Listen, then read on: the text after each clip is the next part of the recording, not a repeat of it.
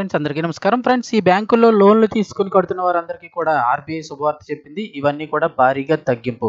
వివరాలు వీడియోలో తెలుసుకుందాం. వీడియో పూర్తిగా చూడండి. అలాగే తప్పకుండా లైక్ చేయండి. మరిన్ని అప్డేట్స్ కోసం ఛానల్ని సబ్స్క్రైబ్ చేసుకోండి. అలాగే వీడియోని లైక్ చేస్తే మరింత మందికి సమాచారం చేరుతుంది. వివరాల్లోకి వెళ్ళిపోదాం. లోన్లు తీసుకున్న వారందరికీ కూడా ఆర్బీఐ గుడ్ న్యూస్. మరోసారి వడ్డీ రేట్ల తగ్గింపు. వడ్డీ రేట్లతో పాటు ఫిక్స్డ్ డిపాజిట్ వడ్డీలు కూడా తగ్గబోతున్నాయి. ఇప్పటికే కొన్ని బ్యాంకులు అయితే కనుక తగ్గించేశాయి. ఏ బ్యాంకులు తగ్గించాయి ఏంటి అని కూడా ఒకసారి తెలుసుకుందాం.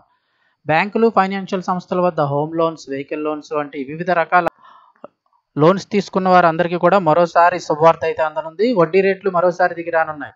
రిజర్వ్ బ్యాంక్ ఆఫ్ ఇండియా ఈ మేరకు నిర్ణయం తీసుకోవచ్చని ఆర్థిక నిపుణులు కూడా అంచనా వేస్తున్నారు.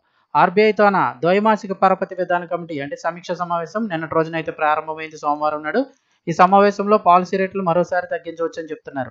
అదే జరిగితే లోన్లు తీసుకున్న వారందరికీ కూడా ఊరట లభిస్తుంది. అంటే ఈఎంఐలు, మీరు కట్టే ఈఎంఐలు అవి కూడా వడ్డీ రేట్లు తగ్గి ఈఎంఐలు కూడా తగ్గుతాయి.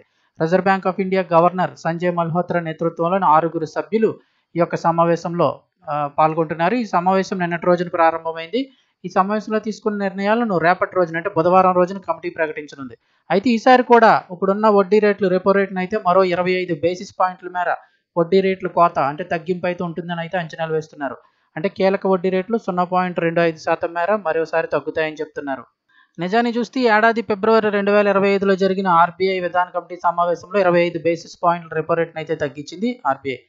6.50% నుంచి 6.25% పరిమితం చేసిన సంగతి తెలిసిందే. మళ్ళీ ఇప్పుడు ఈ ఏడాది జూన్ సమీక్షలో వడ్డీ రేట్లు మార్చకపోవచ్చని ఎస్బీఐ రీసెర్చ్ నివేదిక అంచనా వేసింది. అయితే ఆగస్టు నుంచి మరో దశ రేట్ల కోత అయితే ప్రారంభమయ్యే అవకాశం ఉందని కూడా తెలిపింది. కాకపోతే ఏప్రిల్ ద్వైమాసిక సమావేశం అంటే ఇప్పుడు జరిగే దాంట్లోనే తగ్గించే అవకాశం అయితే కనిపిస్తుందని ఆర్థిక నిపుణులు అంచనా వేస్తున్నారు.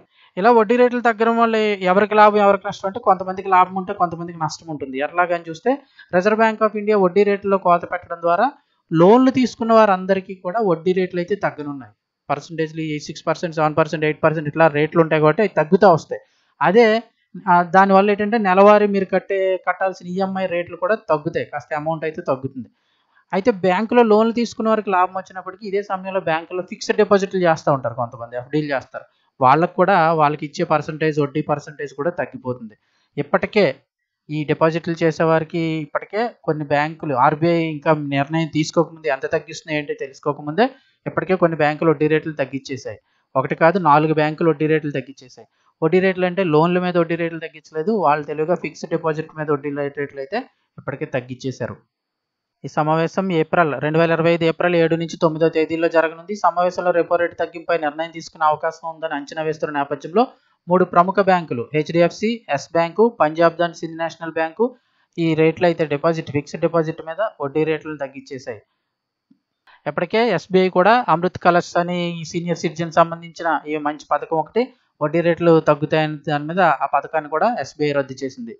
హెచ్డిఎఫ్సి బ్యాంకు ఈ దేశంలోని అతిపెద్ద ప్రైవేట్ బ్యాంక్ అయిన హెచ్డిఎఫ్సి బ్యాంకు సాధారణ ప్రజలకు కనీసం వారం నుంచి 10 ఏళ్ల వ్యవధి డిపాజిట్లపై 3% నుంచి 7.2% వరకు వడ్డీ రేట్లను ఆఫర్ చేస్తోంది. ఇప్పుడు ఇది ఏప్రిల్ 1 నుంచి ఈ వడ్డీ రేట్లను అయితే కనుక తగ్గించడం జరిగింది ఫిక్స్డ్ డిపాజిట్ మీద. అలాగే ఎస్ బ్యాంకు 18 నెలల నుంచి 2 సంవత్సరాల గడువులుగా ఎఫ్డీలపై వడ్డీ రేట్లను 25 బేసిస్ పాయింట్ల మీద తగ్గించింది.